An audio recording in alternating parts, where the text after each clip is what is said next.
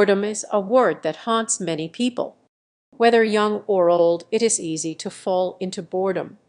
We must penetrate the cause of its origin to understand what it means. We can find him in the absence of any obligations. This in itself does not mean that the person is lazy. Many spend the weekend, which is by nature non-working, locked in the house in front of the computer or television. The absence of motivation to begin planning or afford a specific vacation in nature or away from home makes 2 non-working days feel nearly as exhausting as working days.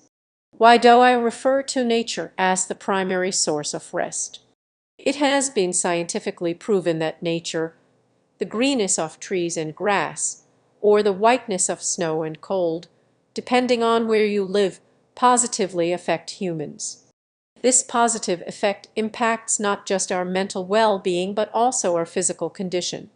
The two mentioned conditions form an inseparable whole that can be called in one word human health. One affects the other. To be healthy, they must be balanced. Boredom can lead to impairment of mental health.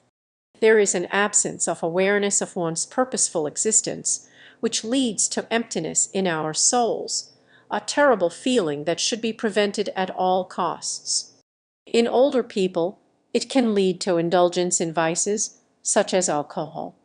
In the case of children and young people, it is an escape from reality through gossip, rejection of parental authority, as well as a bad influence on mental development. We've all been bored at some point, but it can impact us if it happens too often. It's like putting a watermelon in a cube mold.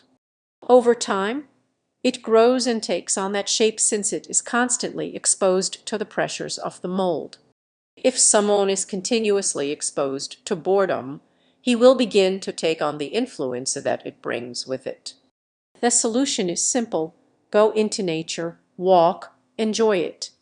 How often have your children said, "Mom, Dad, I'm bored"? These words are followed by whining, which then turns into hysteria. A child has a large amount of energy, and boredom accumulates and leads to a negative impact on behavior. For negative behavior to disappear, it is necessary to eliminate the cause of its occurrence. It is essential to remove boredom. Often, people want to remove the consequences, and we forget that what is important is the cause. First, think about the causes of negative feelings. When you penetrate them, proceed to the next step. By addressing the root cause of the bad feelings, you can watch those negative consequences fade away in no time. For children, go outside to the playground for a walk, rollerblading, or cycling. You should also start hobbies such as collecting plants and leaves and making a herbarium. One of the exciting games for me as a child was collecting young chestnuts. Then, we took toothpicks that we stuck into the chestnuts and connected them in some form. We made elephants, giraffes, dogs, centipedes.